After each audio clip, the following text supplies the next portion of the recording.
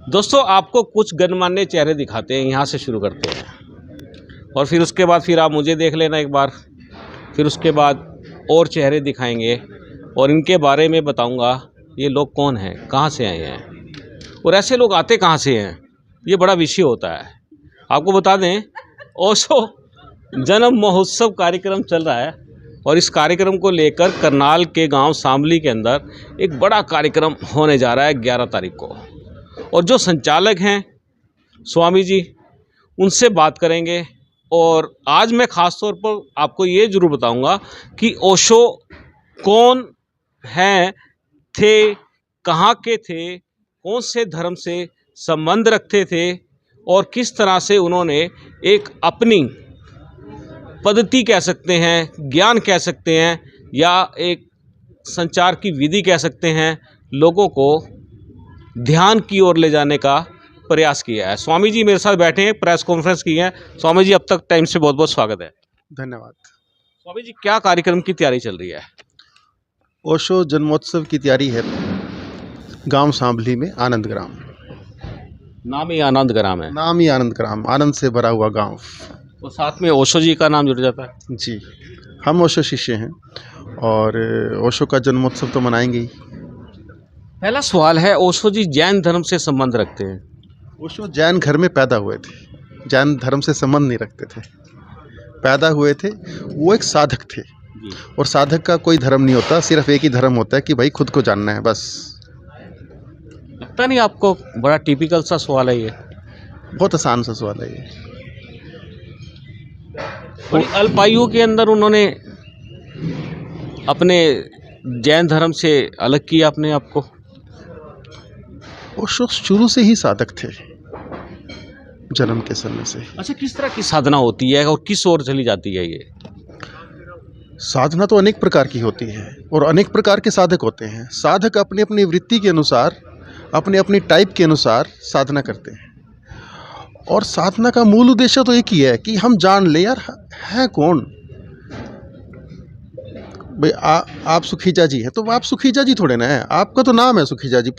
70 साल पहले, 80 साल पहले आप क्या थे? हम कौन हैं, उसको जानने की कला का नाम है ध्यान और सुखी होने की एकमात्र कला का नाम है ध्यान। आपको लगता नहीं है ये सब मन से चलने वाली चीज़ें हैं? मन के पार जाने की चीज़ें हैं। मन से पार आप लेके जाएंगे? निश्चित रूप से। या ओशो लेके जाएंगे? ओशो के माध्यम से हम लेके जाएंगे।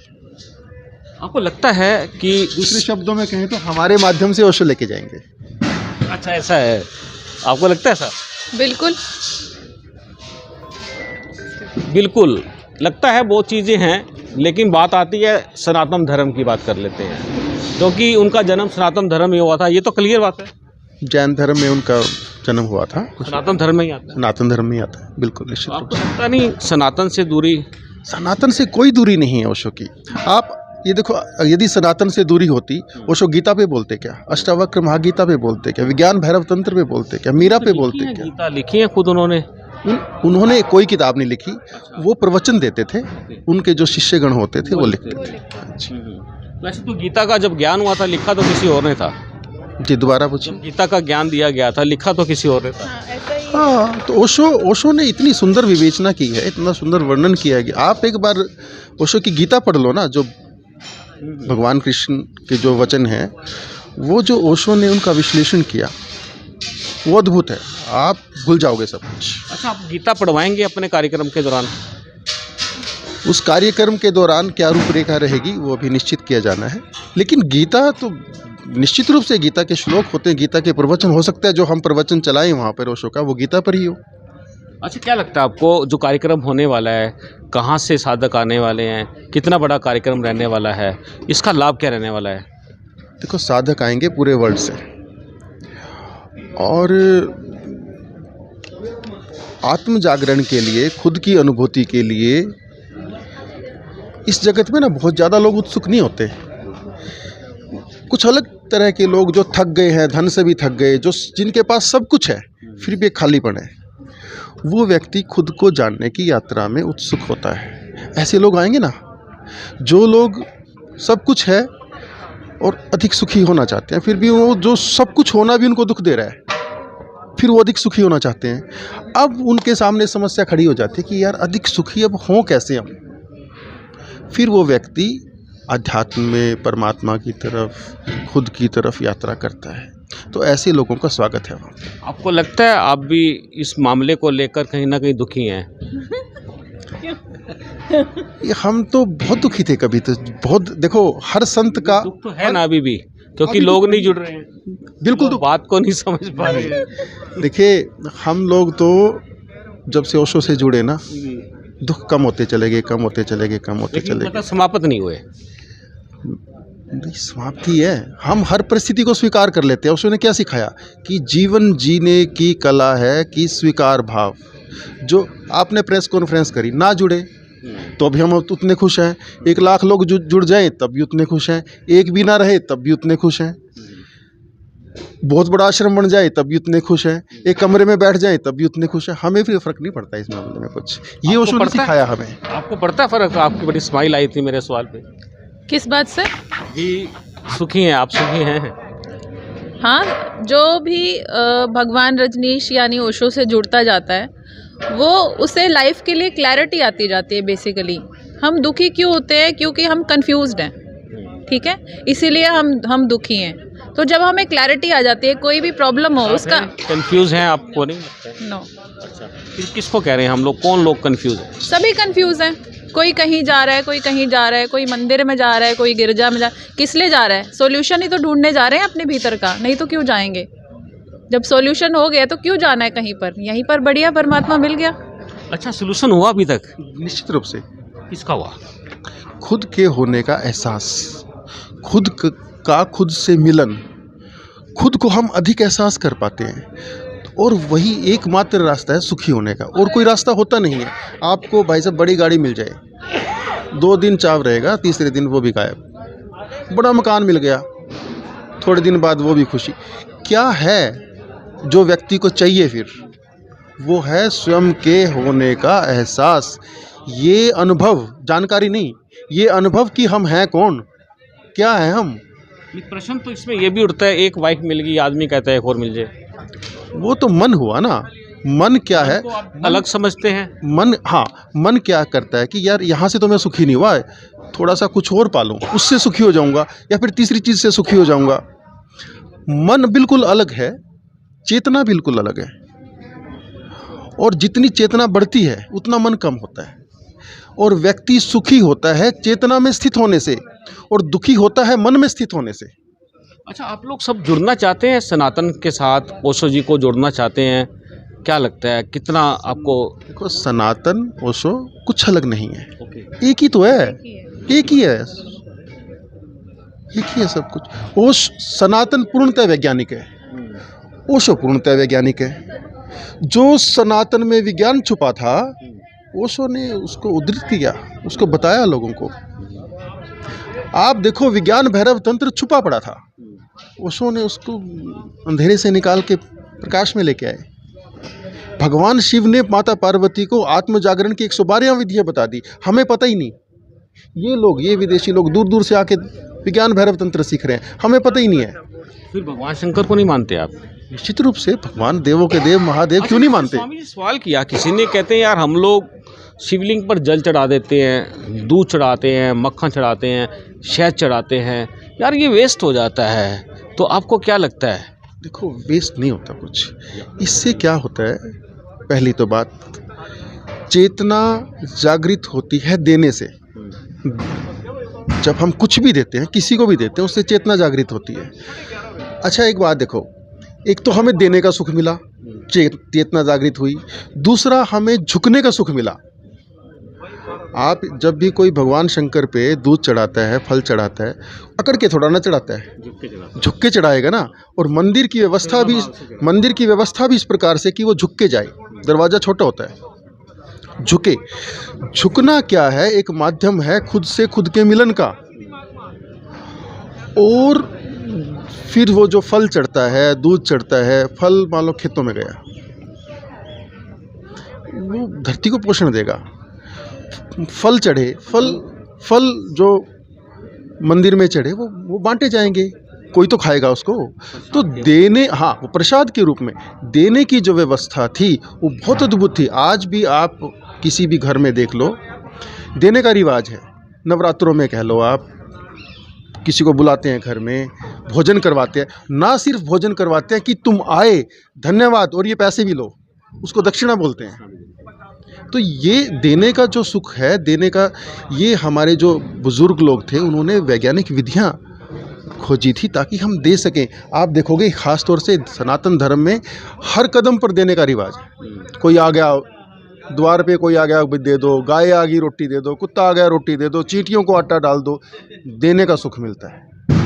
मतलब सनातन जो है एक देने की प्रक्रिया है, निश्चित रूप से। समाज को कुछ ना कुछ। आखिर एक सवाल आखिर में मैं जो खास तौर पे जानना चाह रहा हूँ कि आपका जो ये कार्यक्रम रहने वाला है, इसमें आप क्या देने वाले हैं, क्या चीज़ें लोगों के मनों से डिलीट करने वाले हैं ताकि वो बिल्कुल सीधे रास्ते पे आ जाए, खुद को खोज ले? हम एक ही चीज़ लीड करना चाहते हैं कि उनकी थोड़ी एंग्जाइटी कम हो जाए, डिप्रेशन कम हो जाए, बेचैनी कम हो जाए, उनका सुख थोड़ा बढ़ जाए, अकारण सुख। और जब हम बोलते हैं सुख जिसका कोई कारण नहीं है, कार मिल गई, ये सुख कोई सुख नहीं हुआ, वो तो कारण के ऊपर आधारित है। जिस दिन एक्सीडेंट हो गया कार का, वो सुख खत्म हो जाएगा। ऐसा सुख जिसका कोई कारण नहीं है, जो निरंतर है, जो है, बस ऐसा सुख देना चाहते हैं। अच्छा, लोगों से क्या अपील करना चाहते हैं, क्योंकि अभी 11 तारीख को कुछ दिन पड़े हैं? देखिए, जो भी लोग साधक हैं, जो भी लोग बरसों से साधना कर रहे हैं और गोल गोल घूम रहे हैं, जो ओशो प्रेमी हैं, ओशो का जन्मोत्सव मनाने के लिए आप आएं, और आकर आपकी उपस्थिति से हमें लाभ होगा। और आनंद ग्राम दिव्य ऊर्जाओं से भरपूर है, आनंद ग्राम की ऊर्जा से आप लोगों को लाभ होगा। मैडम, आप क्या कहना चाहेंगे? मैं सबसे अपील करूंगी कि आप सब लोग आनंद ग्राम आइए, मेडिटेशन कीजिए, उत्सव मनाइए, सेलिब्रेशन कीजिए। और जो हम पास्ट में अटके रहते हैं या फ्यूचर के बारे में सोचते रहते हैं, प्रेजेंट मोमेंट को जीना ही जीवन है। तो प्रेजेंट मोमेंट में कैसे आएंगे? आप मेडिटेट करेंगे, खुद को जानेंगे, खुद का थोड़ा सा अनुभव करेंगे, थोड़ा सा रिलैक्स होंगे, तो प्रेजेंट मोमेंट में आ जाएंगे। बिल्कुल दोस्तों, आपको आना पड़ेगा एक ऐसी अवस्था में जहाँ खुद को खुद से मिलने का मार्ग प्रशस्त होगा। दोस्तों, ये खबर कैसी लगी आपको, इसके बारे में कमेंट बॉक्स में हमें बताना। लेकिन जो सुख की अनुभूति है वो आपको कब, कहाँ, कैसे मिल जाए तो उसको ले लेना। स्वामी जी और भी जुड़ना चाहते हैं, उनसे भी बात कर लेता हूँ इसी खबर के अंदर। लेकिन इसको शेयर करना है, आपको अपनी राय जरूर हमें कमेंट बॉक्स में देनी है। चलिए बात कर लेते हैं, क्या कहना चाहते हैं।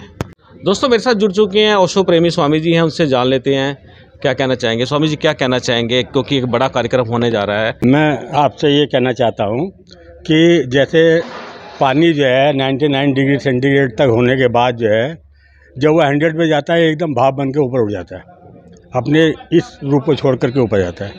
ऐसे ही आनंद ग्राम स्वामी जी के माध्यम से ये उस तरह की एक कोशिश है कि आदमी का टेम्परेचर 99 से होकर के 100 पे जाए और उसकी चेतना जागृत हो जाए। मैं आपके चैनल का धन्यवाद देता हूँ, स्वामी जी के आश्रम का धन्यवाद देता हूँ। दूसरी चीज़ मैं ये कहना चाहता हूँ कि सब लोग ये कहते हैं भाई ये होश क्या है, ये चेतना क्या है। भाई हम मेडिटेशन करके होश जागृत कर रहे हैं, ये चाहे सनातन धर्म हो चाहे कुछ भी हो। तो मैं आपसे ये बताना चाहता हूँ, आदमी का जो शरीर है ना, वो 9 द्वार है, 9 द्वार से सबसे बाहर देखता है। लेकिन एक द्वार ऐसा है जो आपके अंदर खुलता है, उसको आप नहीं जानते अभी तक। उसको मैं बताता हूँ आपको। जब बच्चा पैदा होता है तो उसकी एक नाल होती है, उसको काट देते हैं, बांट देते हैं, वो जो है नाभि में ऊपर से तो बंद हो जाती है हमारे, लेकिन वो अंदर खुलती है। तो ये जो अंदर जो खुलती है, इसके ऊपर अगर आप जो है आपकी चेतना वहीं से जागृत होती है, और उस चेतना को जागृत करने के लिए हमें ध्यान में बैठना पड़ता है। और वो ये सब ध्यान की विधियाँ जो है हमें ओशो जी ने सिखाई हैं।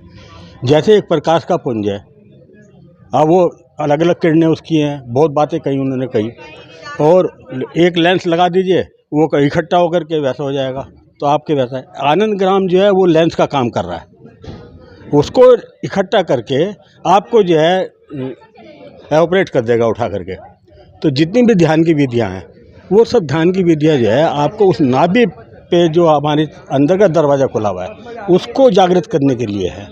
जब वह जिसकी जितनी भी जागृत हो रही है, किसी की 5% हो रही है, किसी की 10% हो रही है, किसी की वैसी हो रही है, वो आपको उतना ही होश में प्रतीत होगा, उतना ही आपको जो है ना अच्छे से व्यवहार में, बातचीत करने में, उसके चलने में, ढलने में, हर जगह आपको जो है खुशबू नज़र आएगी। चलिए, आपने मुझसे बात किया, बहुत धन्यवाद। Thank you. दोस्तों, मैं चाहूँगा इस बार आप इस कार्यक्रम में अधिक संख्या में ज़रूर पहुँचें और ख़ुद को जानने का जो आपको यहाँ प्रयास रहेगा, खुद को जानने की कोशिश करेंगे, वो कहीं ना कहीं आपको एक ऐसे मार्ग पर ले जाएगा जहाँ इंसान को अपने आप से पहचान मिलेगी। दोस्तों, हम चाहेंगे इस खबर को ज़्यादा से ज़्यादा शेयर कर देना। आप देख रहे हैं अब तक टाइम्स, मैं हूँ विकास सुखीजा, अपने साथी रिके निषाद के साथ। नमस्कार, जय हिंद, जय भारत।